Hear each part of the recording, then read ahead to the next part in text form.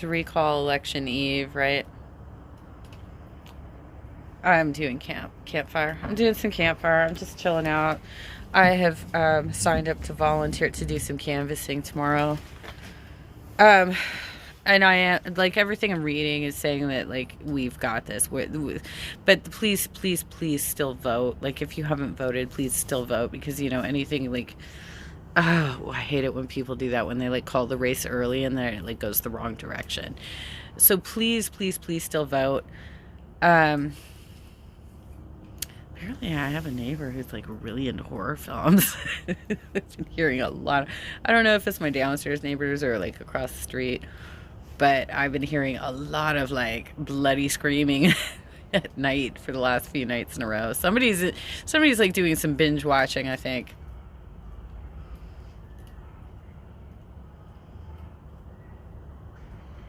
I think it's coming from across the street. I don't know if you guys can hear it. Like I can hear it, but my phone doesn't always pick up all the sound. Um, so I'm doing a little fireplace. I'm trying to relax because tomorrow's going to be a big day. Hopefully it'll go the right direction and everybody's acting, like all of the opposition is being really stupid. Here's the thing. We have way too many GOP operatives in the progressive movement. And this is why, like, a lot of our organizations are really fucked up. They're really messed up at this point because they humor anybody. They really do. And then they listen to whisper campaigns. They listen to smear campaigns, and they end up attacking the very people who are willing to help them and willing to help them, like grow their organizations and fight for progressive policy and stuff. But then they let, oh, for fuck's sake, Lauren Steiner. She's been slipping into several people's private messages to defame me, and I'm getting contacted. Lauren, for fuck's sake, like the thing is that you think that your clout at this point is like stronger than mine. People do contact me.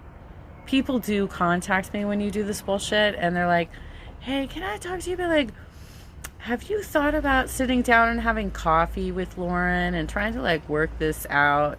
And I'm like, literally, I got a call last year from Elizabeth Warren, not the presidential candidate, you guys, the one who Elizabeth Warren from San Diego, who like ran for like assembly or something. She and I were on the phone last year having this exact same conversation. She's like, have you ever considered, like sitting down, having some coffee with Lauren and trying to like work it out? I'm like, I'm open to this. Obviously there's certain parts of our politics where we're not going to agree. Like, I believe that we should be trying to utilize the Democratic Party, pull it to the left, do our best to like utilize the tools there because of we're not Britain, we're not Australia, we don't have a parliament, we're not Canada, we don't have a parliamentary system. We have a system that has been very much crafted to be a duopoly because of the mechanisms that they've put in place to do this. So really the only way that we're going to get what we want is by understanding the system in front of us and using it to the best of our ability. And it is not helpful to have people Steiner, Doug. Doug means asking me, Lauren who? God. The thing is that when we were friends, when Lauren and I were friends, and she started getting super passive aggressive with me because she didn't like that I was doing a lot of organizing with Don Ford. And you know what? I don't blame you. He's an asshole. I get you. But at the same time, you didn't need to be juvenile and like do what you did, which was like demand that I make a choice between the two of you. Because what she did basically is she started working with a guy, with Tim Johnson, who had physically, he had sexually abused me. He had sexually harassed me. And she decided to start working with that dude while simultaneously demanding that I stop working with Don. And at the time, Don was actually defending me and had my back in that particular situation.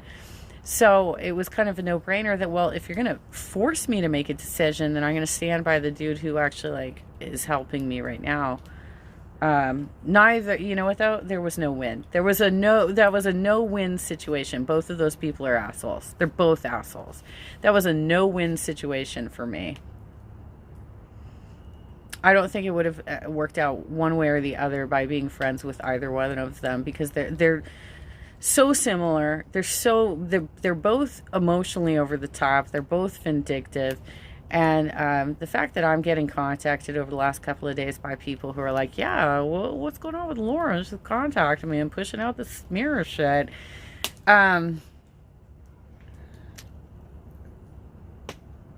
damn it, Lauren. Can you fucking grow up? Just grow up, for fuck's sake. Look, if you don't want to, you want to be all like, cool, you're, what is it called? Fetch. You're like, fetch, right? Like, oh, I'm so cool that I don't want to work within the confines of the Democratic Party, except that you show up to every one of the fucking conventions and cover all these conventions. Like, she's constantly showing up like she's stalking the party while simultaneously complaining about the party. And then she's constantly also like throwing out there that she has all these connections to right-wingers. So like when she found out that Larry Elder jumped in the race, she immediately shared a podcast she did like 7 years ago with him on his show, where she was protesting a Michelle Obama fundraiser about the TPP thing, as though Larry Elder, a conservative Republican, who he's literally like, oh yeah, TPP. Well, why is that a bad thing exactly, Lauren?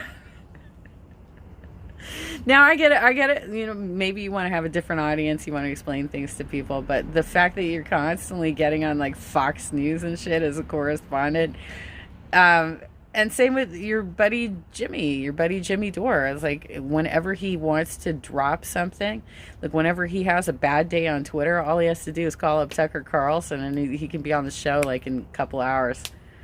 You guys have your relationships to conservative radio and conservative news is fucking amazing. For people who proclaim to be progressive, it's amazing what tight relationships you have with Fox News and with conservative radio. That's pretty impressive. Funny, you know, that you're able to get on to conservative radio and Fox News very quickly when you need to. But I don't see you don't seem to be able to get onto, you know, like like KPFK that quickly. You can't even get onto KPFK that quickly. All right. Point being. So here we are. It's recall election eve. It's looking good, but that does not mean that you can not vote. Like every vote matters, you guys. Please vote. I will be going up to Depok tomorrow to canvass. I'm going to go up and help out. I'm going to canvass. Because it's the last chance. Like, you gotta always, especially if you're a political volunteer, you should always be there on election day. You should always be there on election day and help to the best of your abilities. And I would hope that those of you who truly consider yourselves to be progressive, I'll call you back. I'm getting a phone call right now, but I'm going to call him back. Those of you who consider yourselves to be progressive, please stop humoring these fools who have given you every indication that they're not really progressive. They're literally just slipping in here because it's like they want to become actors. They want to become like news correspondents. And they realize, they know that there's more money in doing conservative news than there is in doing left-leaning news. For real. Yeah, I know, Doug. So Doug says, truth, Dore is a fake progressive. He smears Bernie often.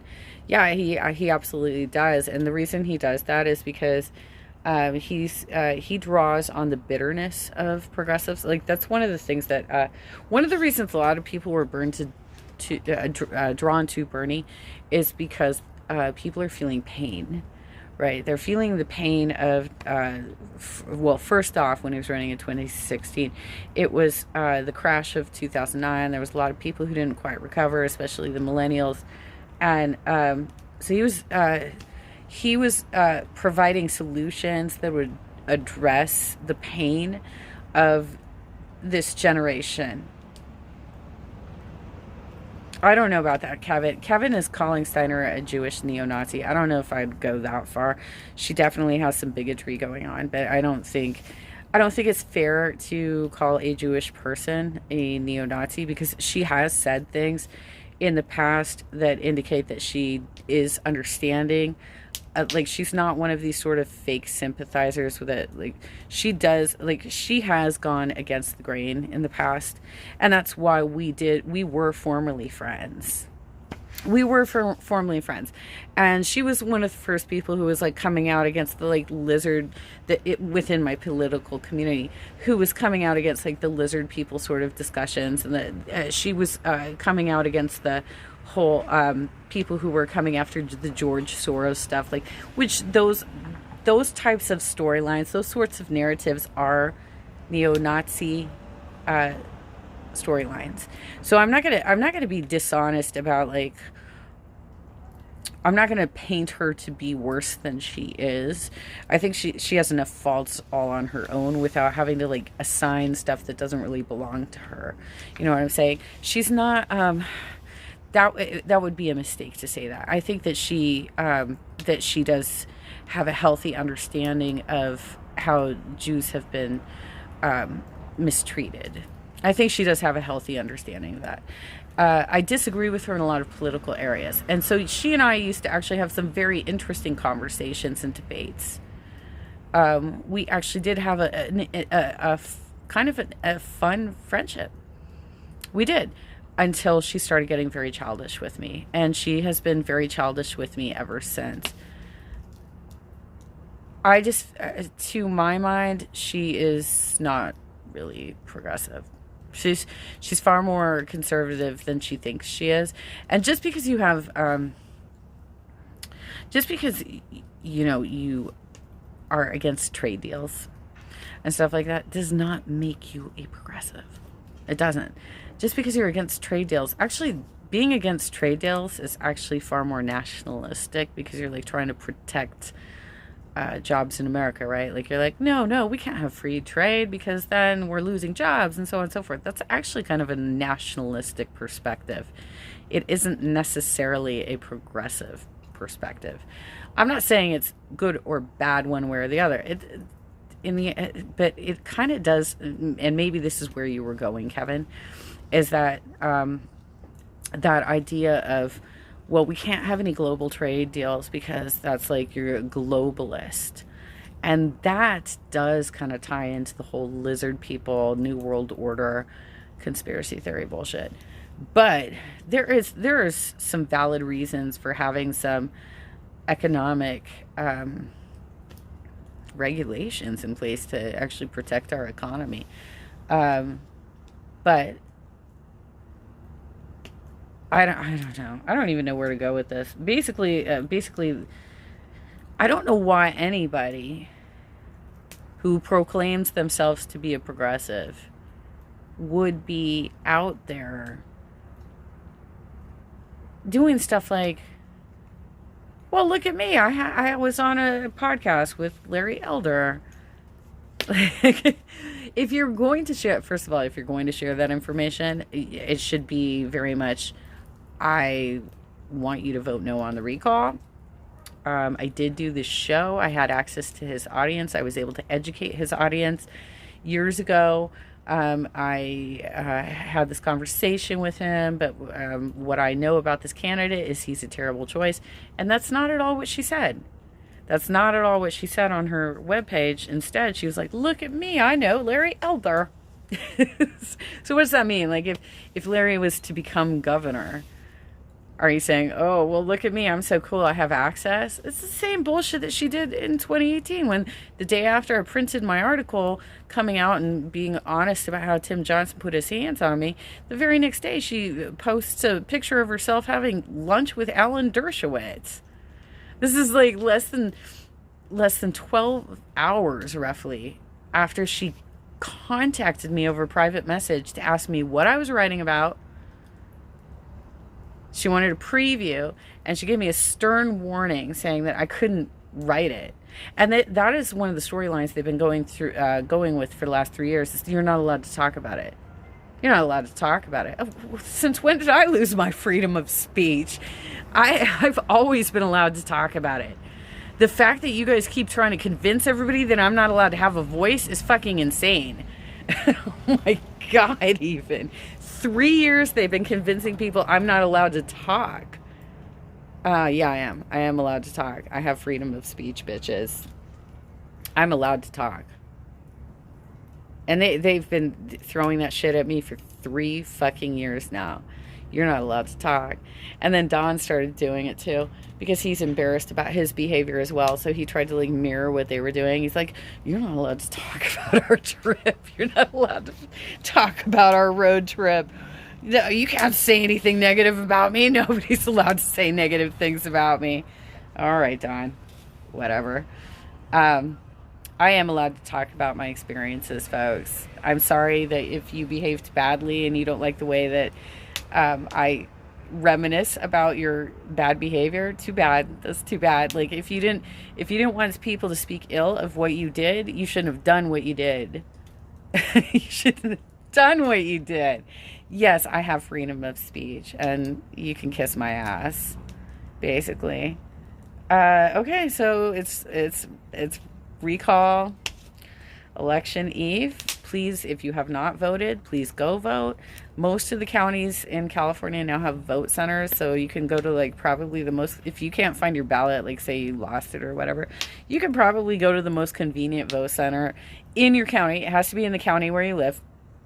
And not every county is like this, but a lot of them are at this point. I know Orange County is, LA County is, San Diego County is.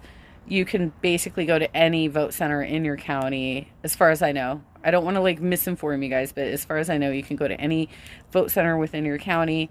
They will give you a new ballot and you can vote on the spot. But tomorrow is your absolute last chance to prevent the GOP from putting an extreme right-wing jackass in the governor's seat. Fuck's sake, you guys. They've been trolling me on YouTube a lot because I went to high school with Rose McGowan, and I put out some shit about her because she's an idiot. Like, what's she doing? She's doing the tour for Larry Elder right now. Oh my God, even with you guys. Look, I've been doing political commentary now for since 2017. I'm not going to stop. Just because you disagree with my opinion, you don't like my perspective, you don't like my take, and you want to like interfere with everything I do, all of my organizing and everything, I'm not going to stop talking because you are childish, idiot gossips. I'm going to keep doing my political commentary. Okay? Some people really appreciate it. A lot of people actually really appreciate it. You have no idea how many people actually watch these things and then contact me privately. They don't react. They don't want people to know they're watching, but they contact me privately and they're like, look, I love everything that you say, but what you talk about is so hot, I can't react publicly to it. I've had people, like campaign staffers, contact me, you guys. All right, let's look. I'm not going to read that, Kevin. I'm not going to repeat that.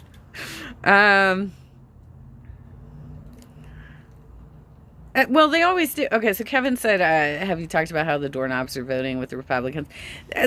That's not, I've been talking about this for years. These were always GOP operatives hiding amongst us, like trying to act like they're progressives and they really aren't.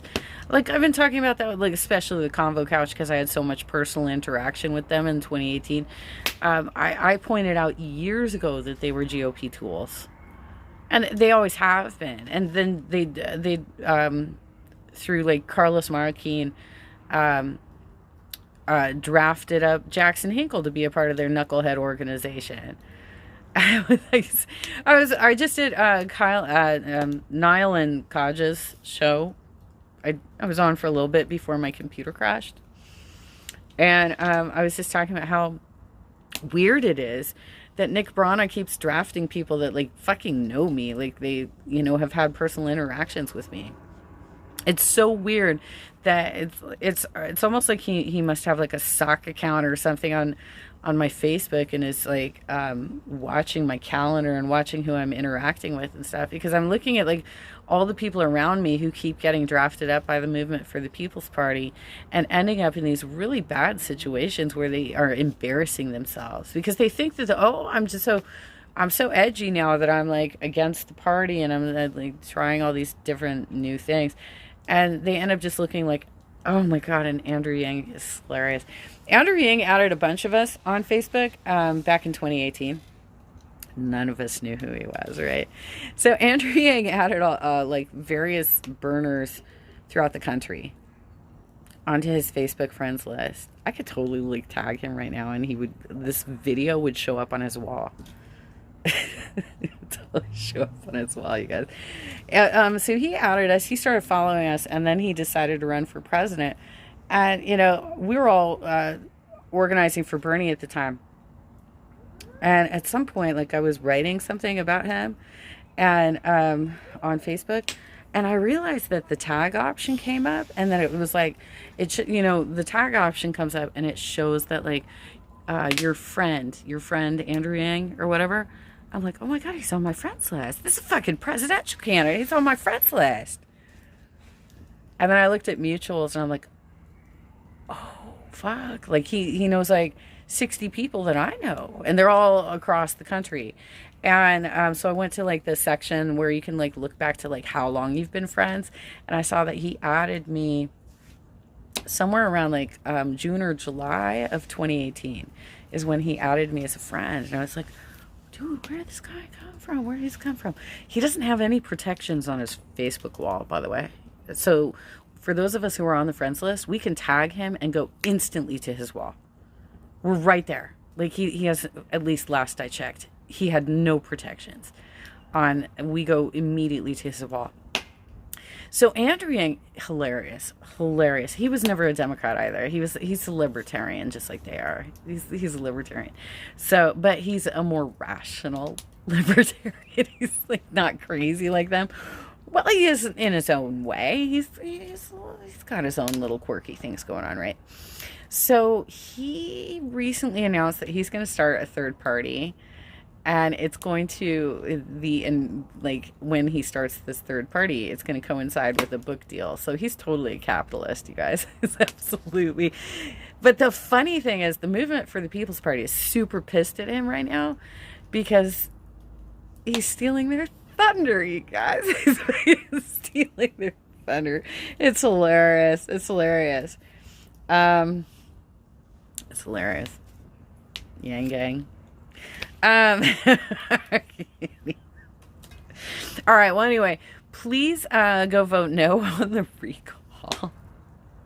Andrew Yang, I wish you the best of luck. I hope that you draft off like all of the 1% and put them all in one bucket under your new party, so that we can know exactly which positions we should not be taking. Like, put them all together, and you guys can all come up with your ideas of things like universal basic income that's really intended to like remove actual social programs, because that was his plan, you guys. His universal basic income plan was like, I'm going to give you everybody money except for those of you who are already receiving things like welfare and food stamps and stuff, like that'll be deducted from your universal basic income. So no, it was not an equalizer. It was not like what progressives comprehend in their heads as being like something that would actually be like a progressive sort of social program. It totally wasn't that at all. It was something that would be like mostly directed at giving money to upper middle class, basically. It was not something that would help impoverished people whatsoever, because everything that they were already getting would have been deducted out of it. It would have been nothing. It would have, I mean, it was some messed up, like he's I'm not going to tag him because he's not going to like this video. I'm not going to tag him in this one. Okay. Here we go. Everybody get a good night's sleep. And if you live in California, please go canvass tomorrow. If you do not, please phone bank or text bank for us tomorrow. Please help us get everybody to the polls. Let's get the vote out. We need to keep the governor's seat. We can't let this Larry Elder, friend of Lauren Steiner, we can't let him get the governor's seat, you guys.